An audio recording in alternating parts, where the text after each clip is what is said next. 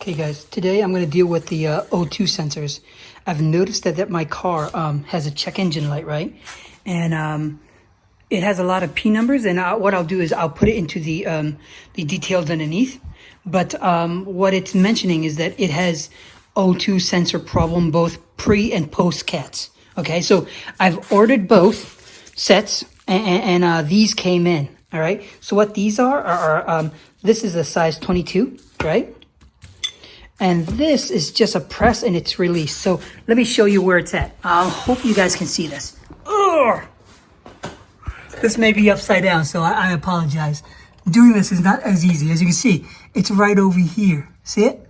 So that's the 22 to unlock. And if you look inside here is where the connection is. Let me see if I can get a flashlight. Where did it go? I literally just had the flashlight. Oh my God, I just looked right by it. All right, as you can see, it's right over here. See it? I hope you can see it. Right there, okay? So you pull on that, there's a holder right over here, and then you just use the 22 to unlock. Now, for me, it said that both banks are bad. So what I'll do is I'll replace both, okay? For you, it could be one, but in reality, they're cheap enough to just replace both and one less thing to worry about, okay? So let me do that. And to be honest with you guys, it's really not that much more to it. So I'm not going to try to waste your time by showing you or anything like that, but at least I'll tell you where that's at.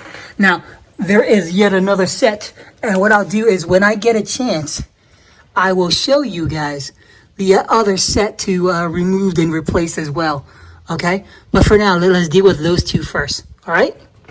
All right, bye guys. Okay guys, I spoke too soon. Check this out.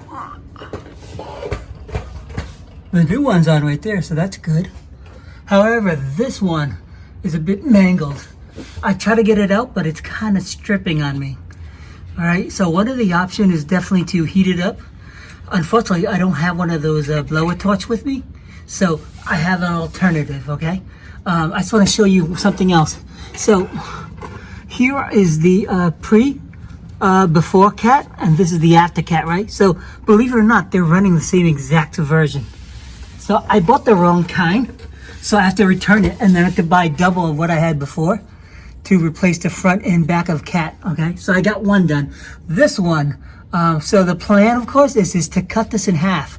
And do you remember the tool that I used to take off the security bolt? Well, I'm actually gonna use the same exact thing for this. All right, so I'm gonna try that out.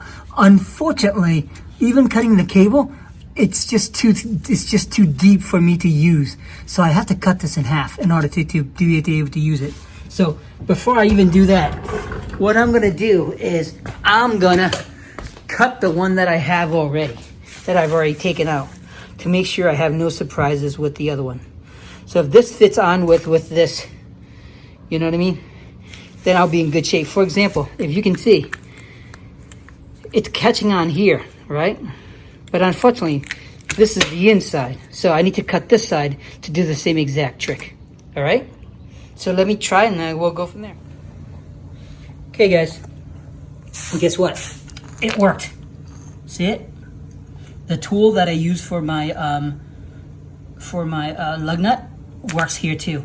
So as you can see, I've cut up the, I use the, let me see if I can show you where the hole is. See it? See all the pieces on the ground? What I use was I use the Dremel, right? Don't have to be the big one, just a small one, enough to cut around and remove it. So as you can see, very similar to this, right? So this is my trial error. I cut all around so I can remove this piece out.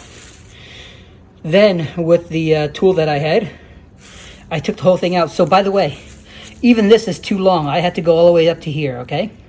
And because underneath it was so tight, I had to break that piece off in order to get to it, all right?